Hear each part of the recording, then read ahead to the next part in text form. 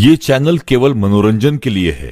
हम किसी भी तरह के अंधश्रद्धा को बढ़ावा नहीं देते।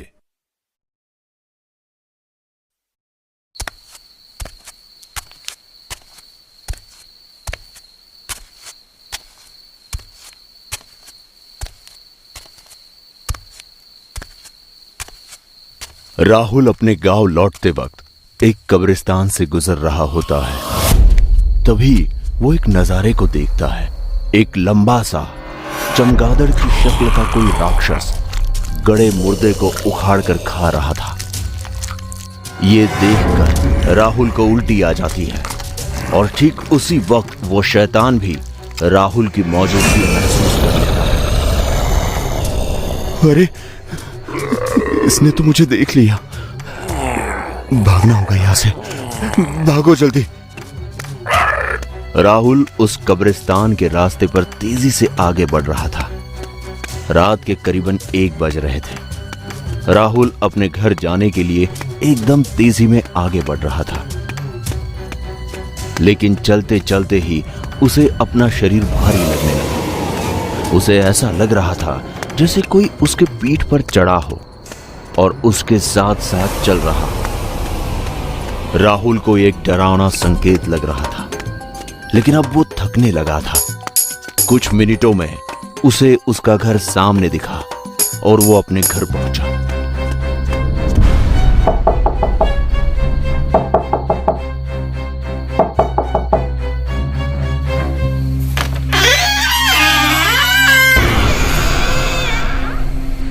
अरे, आ गया बेटा तू। लेकिन फिर से तूने अपनी ही मनमानी की ना। मैंने कहा था ना, रात में इस गांव में घूमना खतरे से खाली नहीं है। न जाने कैसी कैसी हवाएं बहती हैं। अब बस भी करो मां। क्या अब सिर्फ डांटती रहोगी या दरवाजा भी खोलोगी? राहुल की मां दरवाजा खोलती है। राहुल अपने कमरे में जाता है। आज सफर में थकावट के कारण उसे नींद आने लगती है। वो अपने बिस्तर पर लेट जाता है और फिर उसकी आंख कब लग जाती है उसे होश नहीं रहता। तकरीबन रात 2 बज रहे थे। राहुल उस सन्नाटे वाली रात में एकदम गहरी नींद ले रहा था। तभी उसके गर्दन पर किसी ने हाथ रखा और उसका दम घुटने लगा। उसकी छाती पर उसे बहुत भारी वजन महसूस होने लगा, जैसे उसकी छाती पर कोई नौजवान शख्स बैठा हो। राहुल की एकदम से आंख खुल गई और वो तेज हांफने लगा। नींद से जागने के बाद उसे पता चला कि ये एक बुरा सपना था। इसके बाद राहुल वापस अपने बिस्तर पर लेट गया और सोने की कोशिश करने लगा, लेकिन जैसे ही वो थोड़ी नींद में जाता कि उसकी सांसें फूलने लगती। इस बीच कब सुबह हुई राहुल को पता ही नहीं चला। सुबह राहुल जागा तो बहुत थका हुआ था। कल रात न जाने राहुल किस तकलीफ में। अरे बेटा, तुम पूरी रात स्टोर रूम में क्या कर रहे थे? मैं स्टोर रूम में? नहीं मां, मैं तो थका हुआ था और सारी रात तो बस सोने की कोशिश करने में गुजरी। राहुल की मां को कल रात उनके घर के स्टोर रूम में किसी के होने का एहसास हुआ। वो राहुल था या कोई और, इसका खुलासा जल्द ही होने वाला था।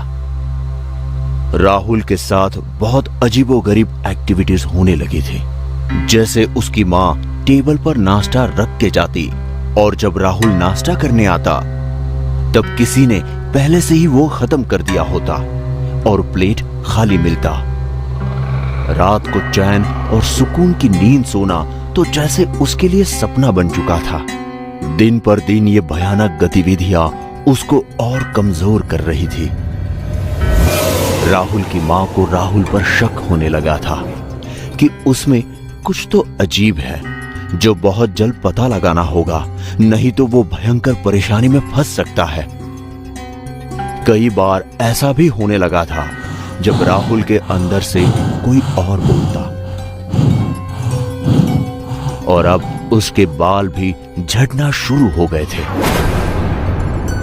उसको आंखों से बहुत कम या ना के बराबर दिखाई देता और उसे बिल्कुल ऐसा फील होता जैसा अब वो बूढ़ा होने लगा है।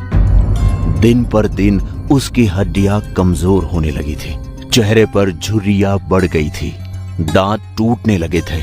बिल्कुल उसकी हालत अंदर और बाहर दोनों तरीके से एक बूढ़े आदमी जैसी हो गई थी। लेकिन एक हफ्ते में एक नौजवान शख्स बूढ़े व्यक्ति के चाल ढाल वेशभूषा में कैसे बदल सकता है? उसकी मां को यकीन हो गया था कि उनका बेटा जरूर किसी माया का शिकार है या कोई तो साये ने उसे पकड़ और जकड़ के रखा है। बाबा को बुलाया। मां ने एक बार बाबा को बुलाया। मां ने इससे पहले कि राहुल की तबीयत और खराब उस बाबा का नाम कौटिल्य था और उन्होंने घर में प्रवेश करने के साथ ही नकारात्मक ऊर्जाओं को महसूस किया। देखो माते, मेरे पास कलाएं तो खूब है जिससे मैं इस बालक के ऊपर से उस राक्षस के साए को मिटा सकूं जिसने इसे अपना शिकार बनाया है।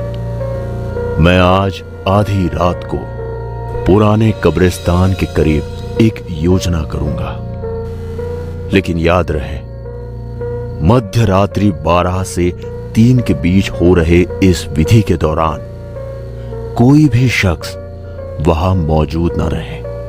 अगर किसी ने भी इस विधि को छिप कर देखा तो ना तो हम राहुल को बचा पाएंगे और ना ही उस दूसरे शख्स को। उस रात बाबा उस पुराने कब्रिस्तान के समीप लेकर आए जहां से ये पूरी कहानी शुरू हुई थी। बाबा ने अपनी योजना शुरू की। राहुल की रूह लगातार छटपटा रही थी। उसके अंदर बाबा को धमका रहा था। 2 घंटे 50 मिनट तक योजना सफल भी हो रही थी, लेकिन आखिरी 10 मिनट में कुछ ऐसा हुआ जिसकी कल्पना किसी ने नहीं की थी। राहुल के भीतर से अब जानवरों के चिल्लाने कुर्राने की आवाज निकलने लगी। ठीक उसी समय एक दूध वाला उसी कब्रिस्तान के करीब से गुजर रहा था। राहुल ने अपनी मायावी नजरों से उस दूध वाले को देखा, क्योंकि गुजरते वक्त उसकी नजर राहुल और उस योजना पर थी और राहुल भी बड़े गुस्से भरी निगाहों से उसे घूर रहा था। उसी वक्त राहुल के अंदर से एक भयानक राक्षस उभर कर निकला जो सीधा उस दूध वाले की तरफ दौड़ा। दूध वाला भी अपनी जान बचाकर भागने लगा, लेकिन उस राक्षस ने उसके आत्मा को उसके शरीर से निकाल दिया और उसकी डेड बॉडी को खाने लगा। तभी राहुल की आत्मा उसके शरीर से निकल गई और फिर वो शैतान राहुल के मृत शरीर को उसी कब्रिस्तान में ले गया जहां राहुल ने सबसे पहले उस शैतान को डेड बॉडी खाते हुए देखा था। राहुल के डेड बॉडी को वो शैतान बहुत लालसा और चाव के साथ खा रहा था।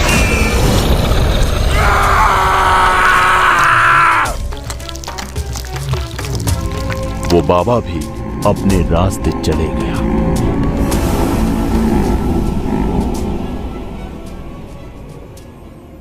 यदि आप हमारे चैनल पे नए हो तो चैनल को सब्सक्राइब करना ना भूलें और बेल आइकन पे क्लिक करें ताकि हमारे सारे न्यू स्टोरीज आप सबसे पहले देख सकें। अगर आपको ये स्टोरी अच्छी लगी हो तो लाइक करें और हमें कमेंट करके ये बताएं कौन सा पार्ट आपको बहुत पसंद आया और अपने दोस्तों के साथ शेयर करना ना भूलें। आप हमें फेसबुक और इंस्टाग्राम पेज पर भी फॉलो कर सकते हैं @SkullTales।